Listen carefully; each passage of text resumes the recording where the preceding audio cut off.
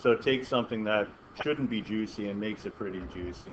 But that's all right. You can kind of wiggle your way through it.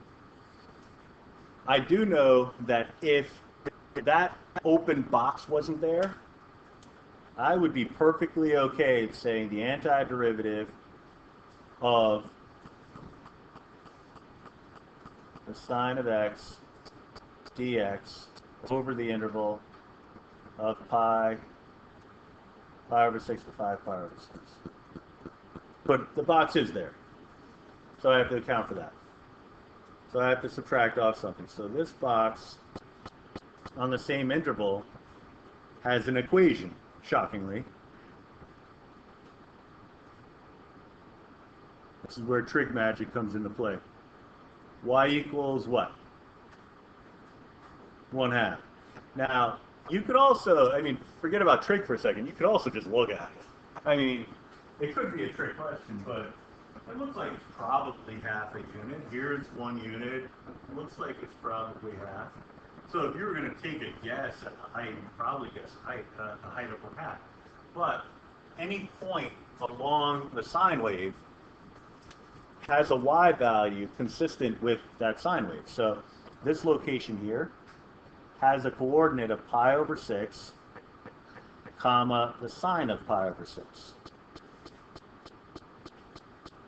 And that's because that sine of pi over 6 is the y value. So if you can figure out what the sine of pi over 6 is, then you'll know the y value and you're good to go. All right?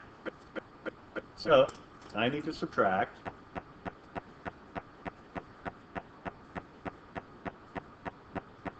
same interval, pi over 6 to 5 pi over 6.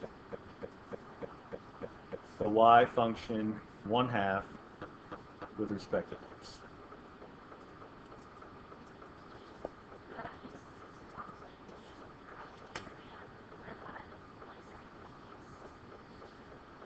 Because the directions say, right, an integral or a sum of integrals, every component would have to be represented using integration.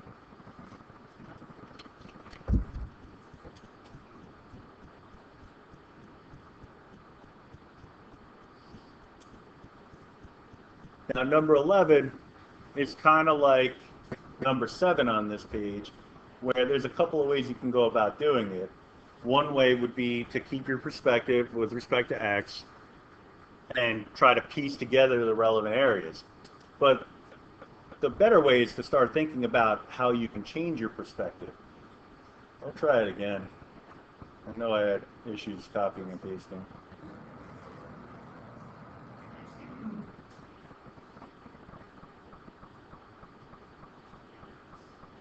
Flip. Flip. Okay. Now, wait, actually, I think I might shockingly have it. I just stumbled on it. No, it's backwards. Flip.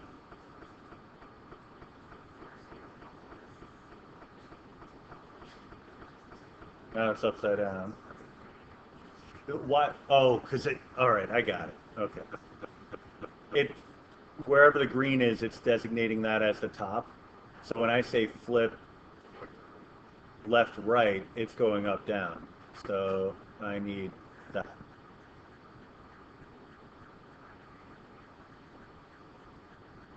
I'll forget that totally by the next time I need to do this, but whatever. All right, you're changing your perspective to look at it with respect to y. The reason why we're doing this is because anytime you have a function that is completely adjacent to a particular axis, you want to have your focus with respect to that axis. Your perspective needs to then change.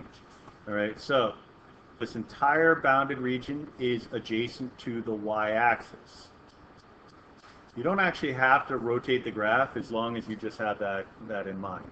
All right, so the integral would then go from -9 to 3, and we would have some equation that's no longer in terms of x, it would be in terms of y. So I'm going to take y equals 3 minus 3x squared and solve for x in terms of y. So we're not finding the inverse. All we're doing is solving for x in terms of y. So I'm going to swap these guys. 3x squared equals 3 minus y. Divide by the 3 and then take the root.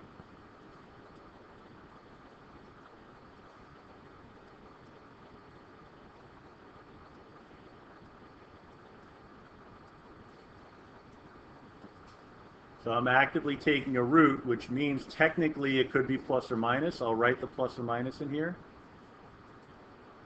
It wouldn't be plus or minus on the left-hand side because it just cancels with the power of 2. But I'm going with the plus because I'm only looking at, when I rotate it, the top half, but in its original form, the right side. Y minus 3. Oh, no, but then you divide by negative 3. So it'll amount to the same thing. Yeah, it's totally fine.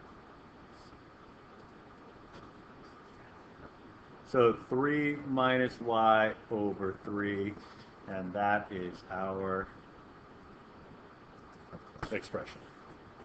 With way too much space between everything, but we'll get over it.